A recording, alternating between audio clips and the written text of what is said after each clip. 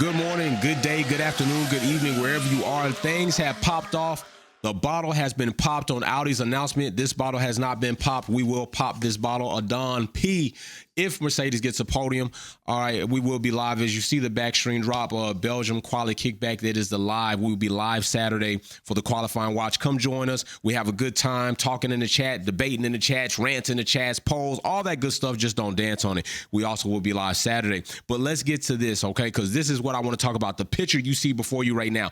Audi has made their official announcement about entering Formula One in 2026. And there are some interesting things, in my opinion, that I would like to talk to you about. And you may not agree with everything I say. I may not know what I'm talking about. I might just feel what I'm talking about. But I want to talk about Audi making the announcement, which is pretty substantial, about the fact, and there are also some shots going on about Toto Wolff, a German manufacturer also competing in Formula One underneath their own name and branding, and also having a German-built engine, a power unit, okay? Audi is coming with that package. That is the announcement they made. But something they did not talk about, like this picture we see here, is what team, what chassis will they be taking over so that they can present themselves to us on the grid as well with the power unit. Now, there are some other things that we will get into or talk about, like to the point of the teams also spoke about how is this going to come. Audi, Porsche, two Volkswagen groups that are going to be in Formula One, and how will they enter Formula One? Well, we know Porsche is combining with Red Bull as a power unit supplier, right? But Audi comes out and tells us they will be a power unit manufacturer here, but also we were hoping to hear what team will they be donning their livery on. And I would like to say, I think there are two teams that, if that is going to be a case, that are open for that. I also would like to talk about how this, if you watch the press conference, there was an abundant amount of talk about how the 2026 regulations allowed, catered to Audi and Porsche to enter into Formula One. I had some mixed feelings about that.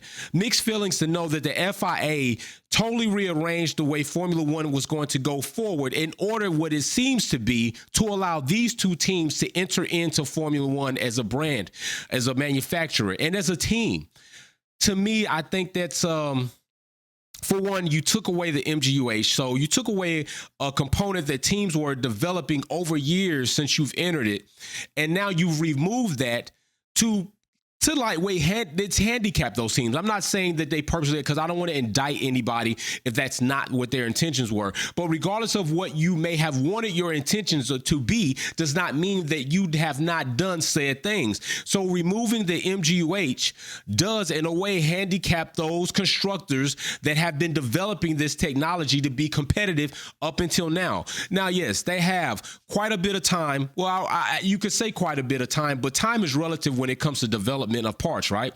Like 4 years may not be enough time in order for them to develop a certain amount of technology in order to be competitive once again. I do also find it very interesting how Ferrari focused a lot on their ERS system, being that is going to be a heavy player going forward ahead of other teams. Were they tipped off by Formula One or the FIA to maybe start focusing heavily on that, because now the MGUH is removed, the MGUK is relocated, and that is going to be your energy system where you will be storing? So with Porsche and Audi coming in, that benefited them. And they spoke to that a lot in the press conference. They spoke and directly said that because Formula One and the FIA made these changes, because they changed the regulations, which allowed us to come into the sport, we are heavily thankful for that we could do it. And if they had not, Porsche and Audi would not be in Formula One. It seemed like that is what I was getting from the conference. That if the FIA and Formula One did not change those regulations to facilitate their entry, that Porsche and Audi would not have entered Formula One. And I also would like to say that is a bit of chicken shit. If you want to be competitive inside of a brand, inside of a competition, regardless of what those are, you will adapt to that to be competitive. But what Audi and Porsche wanted to happen was the rules to be changed to heavily favor their technology. That also I cannot blame them on, but I still can call it chicken shit, right? Because you can set up a game, and although the rules may not be as the standard rules, and you're setting up a game between you and your friends, you're making those rules prior to playing this game. And if you're going to play the game, you're going to have to be competitive within the rules and the confines that we have set forth. I didn't really like to hear that from Audi, not Porsche, because Porsche wasn't here. They're saying they're two separate entities. They're going to be developing separately as they have in other race industries. We know Volkswagen just recently got a new head honcho, but they're still underneath the Volkswagen group, right? So who's the better team for them to choose is what we want to get to. Haas could be definitely an option, right? Haas has run into their supporting problems. Uralkali, they've had to change their livery. They haven't necessarily been the best competitive team on the grid, although I would debate this season they've been better than they have other seasons.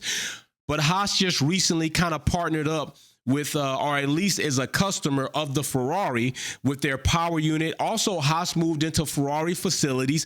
Also, Haas took a certain amount of Ferrari employees due to the cost cap. So Haas is a bit tied up there with Ferrari. Is there something there that can be separated to where Haas will actually change their power unit? What does that contract look like? I haven't looked it up. If you do know that contract stipulations or what those constraints are, list them below in the comment section. This is a platform where we all can learn and grow together. I don't pretend to know everything. I don't care to know everything. I just have my opinion. I like the sport. I don't like to love things that don't love me back. These teams don't know about me. These drivers don't know about me. You know about me. So we talk. So I have better regard and respect for you than I do the teams and the drivers. Although I respect the drivers on a base level. Like, I don't want to. I've never even gone heavily crazy on Max Verstappen. I've never gone heavily crazy on a certain driver. I could just go heavily crazy on a topic.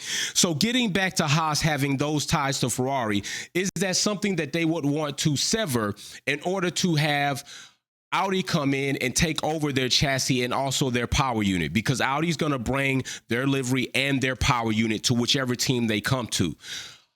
I don't know if that's going to be Haas. Then you look at Williams, right? You look at Williams. Is Williams that team that Audi could come in and say, hey, we're going to come in, take over.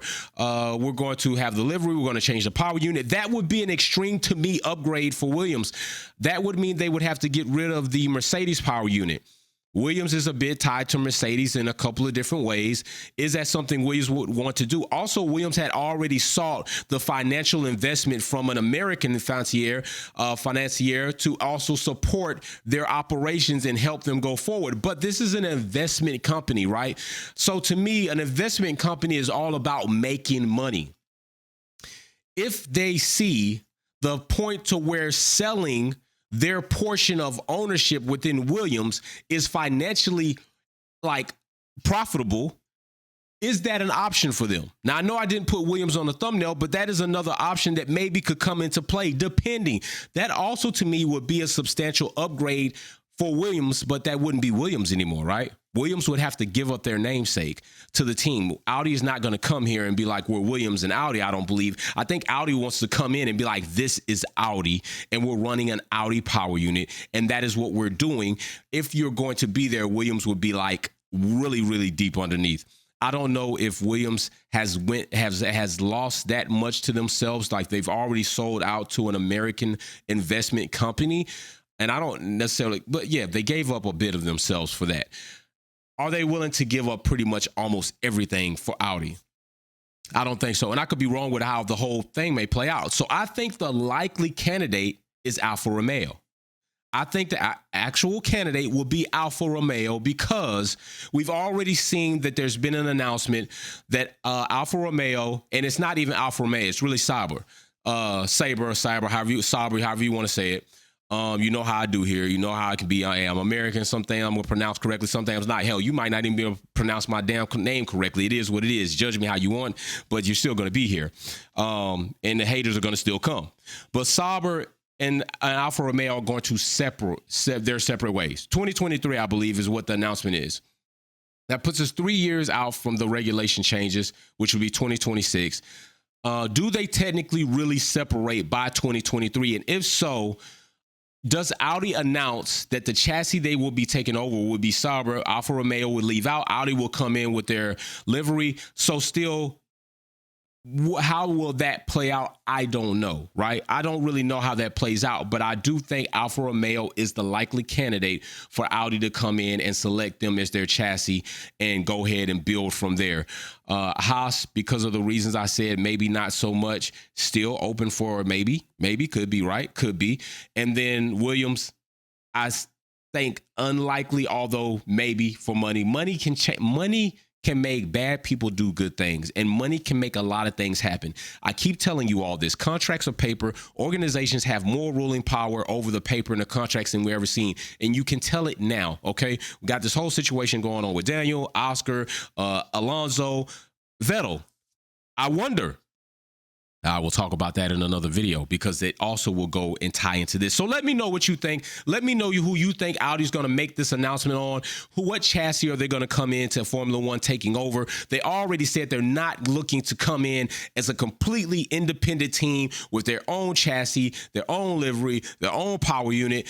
Financially, I think they said they didn't want to go that route. Plus the learning curve, they perhaps would choose to come in and take over a chassis that is already existing on the grid, which will bring me into another topic and another video that I will bring up. So we're going to be live Saturday for Quali. Join us. Leave your comments below. Leave your opinions. Leave your knowledge. Tell me what you think. Tell me what you know below in the comment section. This is a platform that takes your opinions, even your hate, your love, all of that stuff, and we grow from there. So just build it. Peace. Thanks for watching another episode of Wolfpack Performance. Don't forget to check out some of my other content on Formula One and motorsports topics. Like, share, subscribe, and we go live on the weekends. See you soon.